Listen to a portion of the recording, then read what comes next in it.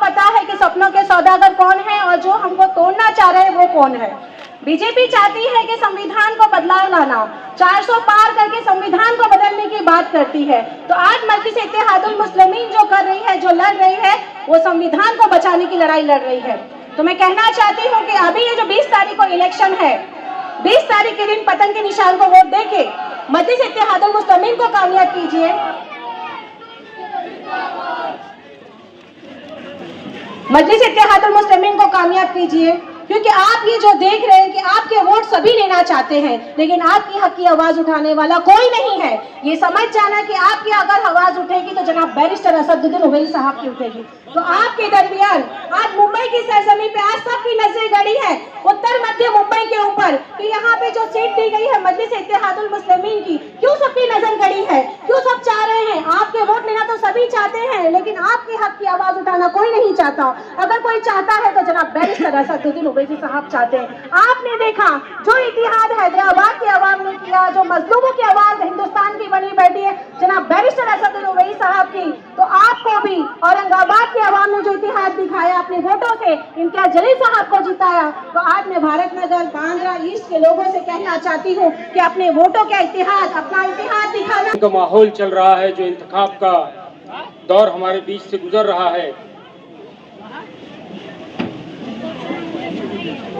इसकी अहमियत हम लोगों को समझना होगा भाई।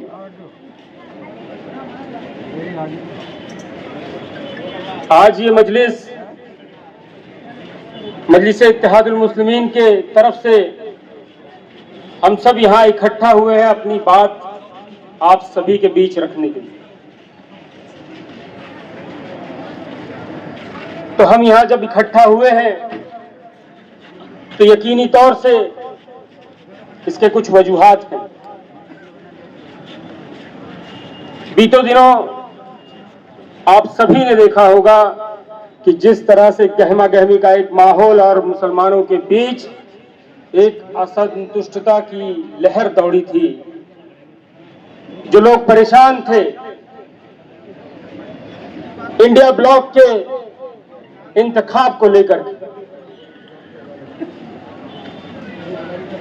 इंडिया ब्लॉक ने एक ऐसा माहौल क्रिएट किया, ऐसा समा बांधा कि जिसमें लोगों को लगा कि भारतीय जनता पार्टी आएगी तो मुसलमानों को नुस्तो नाबूद कर देगी।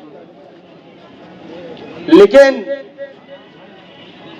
ये पुराने शिकारी नए जाल के साथ भूल गए कि मुसलमान किसी से डरता नहीं, किसी बीजेपी से नहीं डरता, वो सिर्फ डरता है तो अल्लाह रब्बुल इज्जत से डरता है। ऐसे ही जेपी बीजेपी बहुत आएंगे, बहुत जाएंगे। ये इंडिया ब्लॉक की साजिश अब हमारे दरमियान नहीं चलने वाली। हमारे वोटों की बुनियाद पर हम पर राज करने का काम करती है और हमारे ही पस्ती का कारण, हमारे वजूद को मिटाने का कारण बनती है। हमको इस बात को समझना होगा मेरे दोस्तों। आज हम सब यहां इकट्ठा हुए हैं, हमारे दिल में भी कसक है। आखिरी दौर में, आखिरी दम पे, आखिरी घड़ी में हम ये फैसला हमने लिया।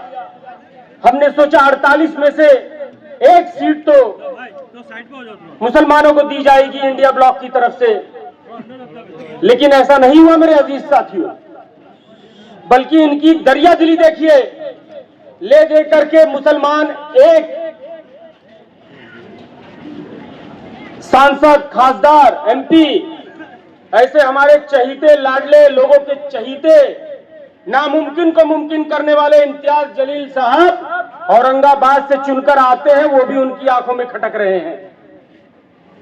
ये कहते हैं कि आप क्यों खड़े हुए हैं, आप क्यों खड़े हुए हैं, आप भी तो बताइए आप क्यों खड़े हुए हैं। इम्तियाज जलील साहब ने सदाएं दी, गुहार लगाई कि इंडिया ब्लॉक के अंदर हमें भी शामिल करिए। हम कोई फिरका परस्त ताकत नहीं है, हम देश के अंदर अमन पसंद करने वाली शक्ति है। और अमन पसंद करने वाली संगठन है और सेक्युलरिज्म को बढ़ावा देने वाली कौम है। आपने देखा होगा, उनके ताल्लुक से आपने सुना होगा और पाया होगा, जब औरंगाबाद के अंदर कुछ शरपरस्तों ने, मेरा ये अपना मानना है, मेरा ये जानना है कि ये कोई और नहीं बस भारतीय जनता पार्टी, क्योंकि कोई मुसलमान किसी मंदिर के ऊपर नापाक नजर रख ही नहीं सकता है, ये भारतीय जनता पार्टी वालों का ही काम था, जिन लोगों ने मंदिर पर हमला कराकर इम्तियाज जलील को बदनाम करने की कोशिश की। लेकिन वो नहीं जानते थे कि इम्तियाज जलील एक ऐसा बेबाक लीडर है जो मुसलमानों के साथ साथ हिंदुओं की संरक्षण का काम करता है। मंदिर के आगे अपनी जान की बाजी लगा करके वो खड़ा हो गया और मंदिर को बचाने का काम किया, जिसकी तारीफ पूरे औरंगाबाद की जनता कर रही है। दोस्तों,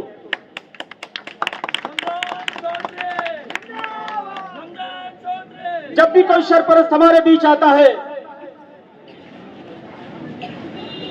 हम पर जर्ब लगाने की कोशिश करता है, हमें नुकसान पहुंचाने की कोशिश करता है, फिर चाहे मीरा रोड में आया हुआ वो नारायण राणे का बच्चा, मैं यही कहना चाहता था, कुछ और नहीं कहना चाहता था, नारायण राणे का बच्चा वहां जाता है और मुस्लिमों के खिलाफ भड़काऊ भाषण देने का काम करता है। मेरे अजीज साथी, तो मुसलमानों की क़यादत करने का कोई काम और नहीं करता। यही इंडिया ब्लॉक के सरों पर जू तक नहीं रेंगती। तो ऐसे में एडवोकेट शान इलाही तुर्की साहब की क़यादत करते हुए हमारे एडवोकेट वारिस पठान साहब आते हैं, हमारे सदर मोहतरम असद अवैसी आपको हर पहलू पर खड़े नजर आते हैं। जब भी कहीं जुल्म और तशद्दुद की बात होती है, फिर चाहे वो दलितों का शोषण हो, मतंगों का शोषण हो, ककैया समाज के वर्ग का शोषण हो, मुसलमानों पर शोषण हो, इन सारे वर्ग के ऊपर अगर कोई अन्याय करता है और उसकी आवाज कोई बनता है तो असद अवैसी एडवोकेट वारिस पठान है। और हम सभी भी उनकी आवाज में आवाज मिलाकर लब्बैक कहते हुए हर फर्द आगे बढ़ता है और आगे रहता है, उनकी आवाज से आवाज मिलाकर खड़े रहता है। दोस्तों, मैं आज आप सबके बीच यहां इकट्ठा हुआ हूं, हाजिर आया हूं, मैं भी कुछ करना चाहता हूं। आप सभी के बीच यहां हाजिर आने का मकसद है, आपकी जो पसमंदी का कारण है ये कोई और नहीं, भारतीय जनता पार्टी और कांग्रेस पार्टी की एकजुटता है। ये कभी 10 साल में ये आ जाएंगे हिंदू के नाम पर, मुसलमान को डरा करके ये आ जाएंगे, 10 साल रहेंगे, लेकिन आपकी स्थिति, आपकी जो हालत है, ज्यों की त्यों बनी रहेगी। आपको उसी नाले के पास रहना है, उसी गटर के पास रहना है। आज देखिए इस बस्ती का क्या हालत है, इस बस्ती का हाल देखिए आप। क्या ये रिडेवलपमेंट में नहीं जा सकता?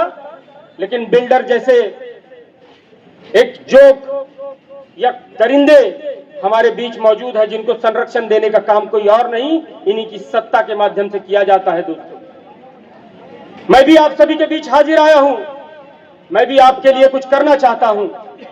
मैं उम्मीद करता हूं कि आप सभी मुझ पर अपना भरोसा जताएंगे और ये साथ ही साथ मैं आपको आशा दिलाता हूं, आपसे वादा करता हूं कि पूरी ईमानदारी के साथ आपकी लड़ाई लड़ने का काम करूंगा। बहुत बहुत शुक्रिया, धन्यवाद। जय हिंद, जय महाराष्ट्र, जय भीम।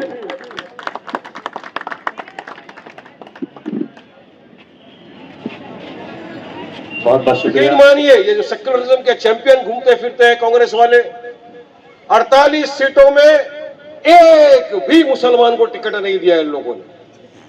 महाराष्ट्र छोड़ो, देश में 11 राज्य में, गुजरात, राजस्थान, मध्य प्रदेश, हर जगह आप देख लो, एक भी मुसलमान को इन्होंने लोकसभा का टिकट नहीं दिया चुनाव लड़ने के लिए। क्यों भाई ऐसा? 90% तो आपको मुसलमानों के वोट चाहिए, मगर उनके लिए आपको कुछ करना नहीं। इसे नाराजगी दिखाते हुए मुंबई नॉर्थ सेंट्रल के तकरीबन 40 साल से कांग्रेस में रहे हुए उनके एक्स मिनिस्टर आरिफ नसीम खान साहब ने रिजाइग्नेशन दे दिया, रिजाइन कर दिया उन्होंने कहा मैं प्रचार नहीं करूंगा। मैं अगर जाऊंगा मेरी आवाम के बीच में, अगर बांद्रा ईस्ट में मैं जाऊंगा तो लोग मुझसे सवाल करेंगे, आरिफ भाई बताइए आप तो इतने बरसों से कांग्रेस में हो, क्या पूरे महाराष्ट्र में, पूरी मुंबई में कोई एक ऐसा आपको नहीं दिखा मुसलमान जो लोकसभा की टिकट लेकर लड़ सके चुनाव, जहां पर 6 लाख के करीब मुसलमानों की आबादी है यहां पर मुंबई नॉर्थ सेंट्रल में। यहां भी कोई आपको नहीं दिखा एक मुसलमान वाहिद जिसको आप टिकट देकर लोकसभा का चुनाव लड़ाकर पार्लियामेंट में भेज सके ताकि हमारी आवाज पड़े। बुरा मान गए आरिफ आकाश, बिल्कुल रेजिग्नेशन दे दिया, रिजाइन कर दिया उन्होंने कि मैं नहीं करूंगा प्रचार। हमने कहा आरिफ भाई, हमने बात की आरिफ साहब से, आरिफ भाई हमारे सीनियर हैं, आप आइए, आप हमारी पार्टी में आइए, मजलिस में आइए, असद ओवैसी साहब की क़यादत में आइए, लड़िए चुनाव हमारी पार्टी से, इंशाअल्लाह ताला हम आपको पूरी तरह सपोर्ट करेंगे, आप जीत जाएंगे इंशाअल्लाह। आरिफ भाई ने मना किया, नहीं। अब तमाम जगह से फोन आना शुरू हो गए कि क्यों नहीं लड़ रहे बागर, कांग्रेस भी नहीं देगी, शिवसेना भी नहीं देगी, समाजवादी नहीं देगा, कोई नहीं देगा, तो क्या वारिस भाई आप लोग भी इसी तरह बैठे रहेंगे? आप भी नहीं देंगे क्या मुसलमानों को टिकट? आप भी नहीं चाहते हो क्या मुसलमानों की आवाज पार्लियामेंट में गूंजे? आप भी नहीं चाहते हो क्या कोई हक की आवाज बन के जाए पार्लियामेंट के अंदर और लड़े? तब पार्टी ने फैसला किया, सदर साहब ने फैसला किया कि ठीक है अब हम लड़ेंगे चुनाव। आखिरी दिन तक, फॉर्म का लास्ट दिन भरने का था, उस दिन तक हम रुके थे कि शायद इनको एहसास हो जाए, इनके अंतरात्मा इनकी रूह जाग जाए और बोले कि नहीं चलिए एक दे दे, मगर इन्होंने नहीं दिया साहब। अब हम लड़े तो हम पे तनकीद, मगर मुझे यकीन है कि आवाम समझ गई है पूरी तरह से कि बहुत अच्छा किया कि आपने उम्मीदवार ठहराया, क्योंकि मुझे लोग बोल रहे थे वारिस भाई अगर ये रहा तो हम ना बीजेपी को वोट देंगे ना महाविकास आघाड़ी को देंगे, हम जाके नोटा के बटन पे दबा देंगे। यह था, इतना आक्रोश था यहाँ की आवाम में, इतना नाराजगी थी यहाँ के लोगों के अंदर। अब हमने दिया, अब फराइज आपका बनता है कि नोटा नहीं मेरे भाई, जीतने वाला कैंडिडेट रमजान चौधरी को दे दो मजलिस इत्तेहादुल मुस्लिमीन। इस हालात में हमने हमारे उम्मीदवार को उतारा है, आपके सहारे पे, आपके भरोसे पर, अल्लाह सुब्हानहू तआला के कि बिल्कुल। लोगों ने कहा तादाद कम है, मैंने कहा जब भी 313 थे मगर अल्हम्दुलिल्लाह फतेह हासिल कर लिए, अब भी कम है, इंशाअल्लाह जीत जाएंगे हम लोग, वांदा नहीं है इंशाअल्लाह। मुझे याद है जब मैं डिफेंस पर हुआ करता था मुंबई बॉम्ब ब्लास्ट के टाइम पे, वो प्रोसिक्यूटर होते थे, प्रोसिक्यूटर अपना काम करेगा, डिफेंस वकील अपना काम करेगा। अब उनको लेकर आए, क्या बोल के इन्होंने फांसी दिला दी। याद रखना ये वो उज्जवल निकम है जिसने एक आतंकवादी के लिए तमाम मुसलमानों को आतंकवादी घोषित किया था, ये वो शख्स है, उसको लाया यहां से। अरे देखिए, क्लियर करना चाहता हूं बात, हमने हमेशा से हर आतंकवादी का, हर आतंकवादी गतिविधियों का खंडन किया था, करते हैं, करते रहेंगे। हम कभी वायलेंस का समर्थन नहीं करते, कभी आतंकवादी का समर्थन नहीं करते, कभी आतंकवादी गतिविधियों का हम समर्थन नहीं करते, ना कभी करेंगे। हमारे कायद असद उमर साहब तो पहले वो शख्स थे जिसने बगदादी को जहन्नुम का कुत्ता कहा था, मगर तुमने एक आतंकवादी को, जिसको हमने भी कहा ठीक है ये आतंकवादी है, तुमने कहा कि मुसलमान आतंकवादी होता है। ऐसे इंसान को लेके घूम रहे हैं मुंबई के अंदर। मुझे यकीन है, पूरा भरोसा है कि यहाँ की आवाम बीजेपी को तो कभी वोट नहीं देगी इंशाअल्लाह ताला। मर जाएंगे मगर इनको तो हम वोट नहीं देंगे, ये हालत है। अरे वकील है तो सजा दिलाया, सजा इसने क्या किया? सजा तो जज साहब देते हैं सजा। मेरे वालिद भी जज थे, नारकोटिक्स के जज थे, काफी लोगों को सजा दे दी। तो क्या मैं आपको ये बोलूं कि मेरे वालिद ने सबको सजा दे दी, मेरे को वोट देके प्राइम मिनिस्टर बना दो, मेरे को वोट देके एमपी बना दो? कोर्ट का काम कर रहा, मगर इनको कोई नहीं मिला। बाहर से लेकर आ गए जिसको जमीनी स्तर पे ये भी नहीं पता किसको कैसा मिलना, कैंडिडेट नहीं है इनके पास। यहां पर महाविकास आघाड़ी लास्ट मोमेंट तक आपस में तकरार, शिवसेना बोल रही थी मेरा आदमी आएगा, कांग्रेस बोल रहा था मेरा आदमी आएगा, फला बोल रहा था मेरा। लास्ट में क्या करना पड़ा? धारावी से, बाजू की कॉन्स्टिट्यूंसी से लेकर आए और उनको उम्मीदवार बना के यहाँ पे अपने सामने ठोक। दोनों के पास कोई लड़ने को तैयार नहीं था, कोई दोनों को वोट देने को तैयार नहीं था। उस वक्त एक ऑप्शन नहीं था, ऑप्शन नहीं था कि वोट किसको देंगे, नोटा को देंगे क्या, अपना वोट क्यों वेस्ट करेंगे। मजलिस इत्तेहादुल मुस्लिमीन आपके पास एक ऑप्शन के तरीके से आई क्या उनको वोट दो। देखो मैं आपको एग्जाम्पल बताना चाहता हूं कि कांग्रेस की सच्चाई क्या है। बीजेपी तो खुली दुश्मन है, उसमें कोई दो राय है ही नहीं। इनको मदरसे हमारे उखाड़ दिए बिना नोटिस दिए, मस्जिद को, हमारी बाबरी मस्जिद को शहीद कर दिया है लोगों ने। 6 दिसंबर काला दिन डेमोक्रेसी में भूल नहीं सकते। उस दिन को किस धोखे से हमारी बाबरी मस्जिद को शहीद कर दिया गया था, हम नहीं भूल सकते उस दिन को। तो इनसे तो कोई उम्मीद ही नहीं है वफा की, मगर घूम रहे हैं कुछ अपने भी लोग साथ में घूम रहे। मैं देखा एक दो जन टोपी वोपी मार के, बोला जरा नजदीक से फोटो देखो, ओरिजिनल है क्या नल्ला है। नहीं रियल में अपने को लोग क्या टोपी दाढ़ी दिखा देते हैं, बोले देखो मुसलमान भी हमको सपोर्ट कर रहे हैं। अरे मर जाएगा मुसलमान, तुमको कभी सपोर्ट नहीं करेगा जिंदगी में, क्योंकि हमने भरोसा किया किस पर। 77 साल से हमने भरोसा किया कांग्रेस पर। उन्होंने अभी रिजाइन कर दिया कांग्रेस से, चले गए अजीत गुट में। लोगों ने पूछा क्यों छोड़ रहे हो, बोले 48 साल रहने के बाद मैंने एक चीज यहां पर समझा कि कांग्रेस मुस्लिम विरोधी पार्टी है। एक मुसलमान को कड़ी पत्ता समझती है, उनका अल्फाज है। मैं बाबा सिद्दीकी के अल्फाजों को दोहरा रहा हूं, उनके अल्फाज ये है कि कांग्रेस मुसलमानों को कड़ी पत्ता समझती है, जब तक उसमें खुशबू रहती है उसको रखती है, जैसा खुशबू खत्म बाहर उठा के फेंक देती है। आपने बड़ी दुआओं से, बड़ी मोहब्बत के साथ, बड़ी लगन के साथ, बड़ी मेहनत के साथ अपने इस हलके से जिताया ज़ीशान सिद्दीकी को, कांग्रेस को। ये बाबा सिद्दीकी का लड़का। सुने क्या बोल रहा है आज खड़े होकर, प्रेजेंट सिटिंग एमएलए। वारिस पठान बोलेगा तो लोग बोलेंगे अरे क्या वारिस भाई आप तो एमआईएम के, आप बोल रहे ये बात नहीं। कांग्रेस का आपके हलके का सिटिंग एमएलए ज़ीशान सिद्दीकी बोल रहा है। कांग्रेस मुस्लिम विरोधी पार्टी है। जब वो कांग्रेस के नेताओं को मिलने गए तो उनको कहा जा 10 किलो वजन कम करके आ, उसके बाद तू मिल सकता है हमारे से। यानी मुसलमान है तो 10 किलो वजन कम करके आ, तो खड़गे साहब को तो 60 किलो कम करना चाहिए फिर मेरे हिसाब से, मगर नहीं। और अगर यही मामला रहा ना कि मुसलमानों के 90% वोट चाहिए, उनके लिए कुछ नहीं करना, वो दिन दूर नहीं, 3-4 महीने बाद चुनाव है, हो सकता है कांग्रेस पार्टी यहां से किसी मुसलमान को उम्मीदवार भी नहीं बनाए। इसलिए मौका है आपके पास, वक्त है आपके पास। बता दो इनको, अपनी ताकत का अंदाजा दिखा दो कि मुसलमान के वोट की ताकत क्या है, बता दो इनको। जो हमारे साथ इस तरह की गद्दारी करेगा, हमारे वोटों की अहमियत को अपने बाप की जागीर समझेगा, हमारे में से नेता लीडर पैदा करने की कोशिश नहीं करेगा, तो अवाम भी जागरूक हो चुकी है। अब हम उसको वोट देंगे, उसके साथ जाएंगे जो हमारे साथ कांधे से कांधा मिलाकर खड़ा रहेगा और हमारी हक की आवाज है। हक की लड़ाई है ये, हक की, हिस्सेदारी की, बराबरी की लड़ाई लड़ने के लिए हम लोग आए हैं आपके बीच में। अपनी आवाज को बुलंद करें। क्यों, क्या तकलीफ है तुमको मुसलमानों से, उसके खिलाफ खड़ा कर दिया और हम यहां खड़ा कर रहे हैं तो इनको तकलीफ। अरे करेंगे, लड़ेंगे, जीतेंगे। अल्लाह सुब्हानहू तआला के हाथ में हार जीत, मगर आज हारे कल जीतेंगे, परसों जीतेंगे, तरसों जीतेंगे, जीतते जाएंगे, मगर ये काफिला रुकने वाला नहीं है।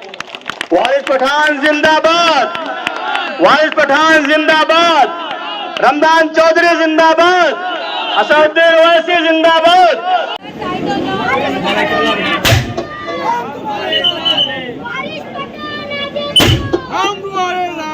जय हिंद दोस्तों, रियल न्यूज़ ऑफ इंडिया में आपका स्वागत है। मैं सलीम सैयद। आज जिस तरह से एएमआईएम का बहुत शानदार प्रोग्राम रहा और बहुत काफ़ी तादाद में यहाँ पे पब्लिक दिखी है, तो कहीं ना कहीं इलेक्शन नज़दीक आ रहा है। 20 तारीख को मतदान है। इस सिलसिले में यहाँ पे बड़ी तादाद में मीटिंग हुई है और हमारे साथ है कैंडिडेट रमज़ान चौधरी। तो आइए पूछेंगे कि क्या रुझान है और क्या चल रहा है। रमज़ान जी, हमारे चैनल में आपका स्वागत है। जिस तरह से यहाँ पे बहुत शोर, बहुत पब्लिक, बहुत आवाम आई है, तो आगे आपको क्या लगता है कि क्या रुझान चल रहा है? अब इतनी पब्लिक देखने के बाद और ये माहौल देखने के बाद अब रुझान की चर्चा करना व्यर्थ है। अब इंशाअल्लाह 4 जून को सीधा रिजल्ट आएगा और उस रिजल्ट में आप सभी कामयाब नजर आएंगे इंशाअल्लाह। आपकी पार्टी एएमआईएम का मुकाबला किससे, बीजेपी से है या महाविकास आघाड़ी से? हमारा मुकाबला दोनों से है। दोनों का एक ही सिद्धांत भी है, दोनों का एक ही लक्ष्य भी है। जिस वार्ड में आप खड़े हुए हैं यहाँ के आपको मसले मालूम है, जिस तरह से डेवलपमेंट के लिए यहाँ के लोग परेशान हैं, जिस तरह से यहाँ के हालात में बद से बदतर जिंदगी गुजार रहे हैं, इस बारे में आपने होमवर्क कंप्लीट किया है? बिल्कुल, ये आज से मेरा ये नया जाना हुआ नहीं है। आज चुनाव है तो मैं जान रहा हूँ, ऐसी बात नहीं है। आए दिन कभी यहाँ ब्लास्ट हो जाता है, कभी घर गिर कुछ, जाते हैं। हाँ जी, घर गिर जाते हैं। जो गलियों के हाल है, जो वेंटिलेशंस के प्रॉब्लम है, ड्रेनेज आप देखेंगे, बड़े नाले ऐसे चौक होते हैं और गटरों में जिंदगी गुजार रहे हैं यहाँ के लोग। जी बेशक, बिल्कुल। ये हमारी जो पस्ती है, इसका कारण कौन है? भारतीय जनता पार्टी और कांग्रेस दोनों पक्ष हैं। तो यहाँ की आवाम के भरोसे पे आप खरे उतरेंगे? इंशाअल्लाह ज़रूर, मेरी पूरी कोशिश रहेगी और मेरी पूरी नीयत भी यही है। जिस तरह से आपने देखे रमजान चौधरी जी का जो कमिटमेंट हुआ यहाँ की जनता से, तो कहीं ना कहीं यहाँ की जनता भी खुश है इस चीज़ को लेके। आइए हमारे चैनल पे अगले इंटरव्यू के लिए बने रहिए। जय हिंद, जय महाराष्ट्र।